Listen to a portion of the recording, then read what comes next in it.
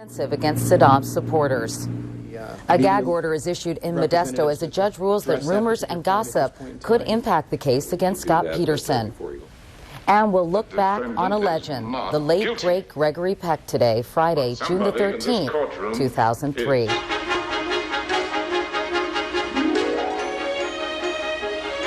From NBC News, this is Today with Katie Couric and Matt Lauer. Live from Studio 1A in Rockefeller Plaza. And welcome to Today on this Friday morning, everyone. I'm Katie Couric. And I'm Ann Curry. Matt's going to be back on Monday. We've got a lot ahead today. And thank you. As we've been reporting, Oscar-winning actor Gregory Peck died Thursday at the age of 87. For nearly 6 decades, he starred in dozens of films, playing everything from priests to gunfighters to romantic leading men.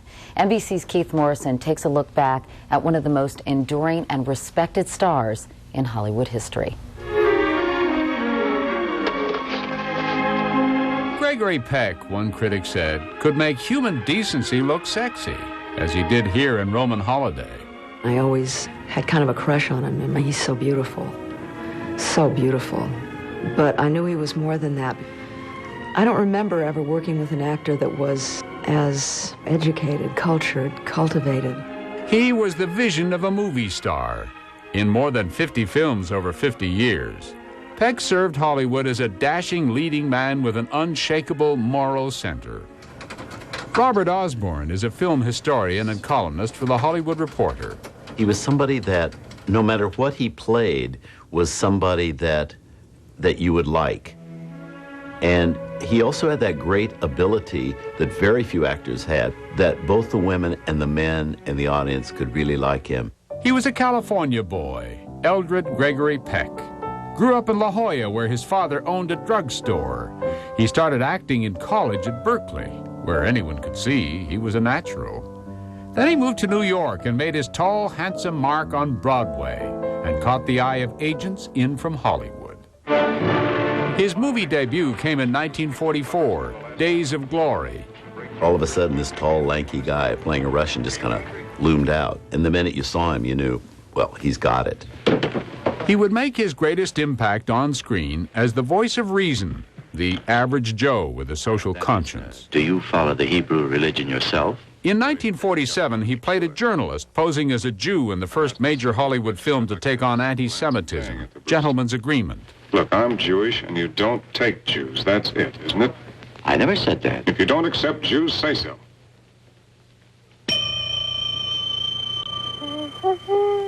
And then the role that would define Peck's career. It was 1962. The studio sent him a book. Then something told me to read it right away. So I stayed up and read the whole book, called him early in the morning and said, if you want me for this, you've got me. It was To Kill a Mockingbird. In the movie, Peck played Southern lawyer Atticus Finch, defending an innocent black man. A quiet, humble, respectable Negro who has had the unmitigated temerity to feel sorry for a white woman, has had to put his word against 2 white peoples.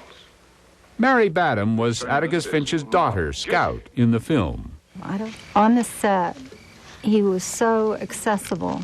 He'd be sitting in his chair taking a break, you know, and I'd come up behind him and hang all over him, you know, or crawl up in his lap. And it was just like he was like my dad. He won an Oscar for this in 1962. By then, almost everyone thought of Gregory Peck as the most decent man in Hollywood, both on screen and off. He remained a quiet man, private. In our courts, all men are created equal. He chose films that reflected his own personal values.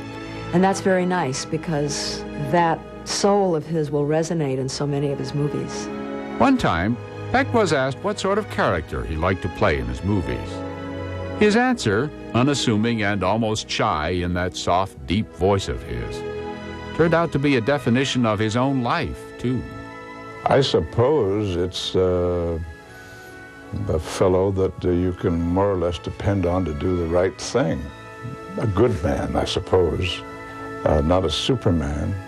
I think maybe people might feel that I could be their brother, their uncle, their father.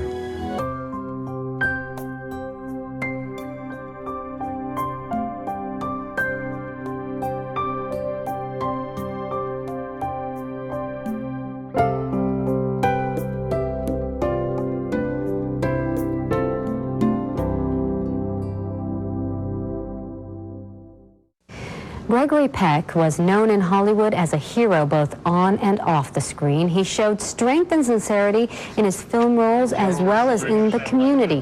The Oscar-winning actor died in his home overnight at the age of 87. His wife was by his side. Just a week ago, Peck's role of Atticus Finch in To Kill a Mockingbird was named the greatest hero in Hollywood history by the American Film Institute.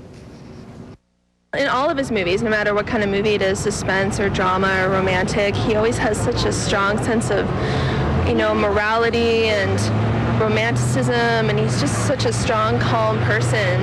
And he always conveys that in every single role he did.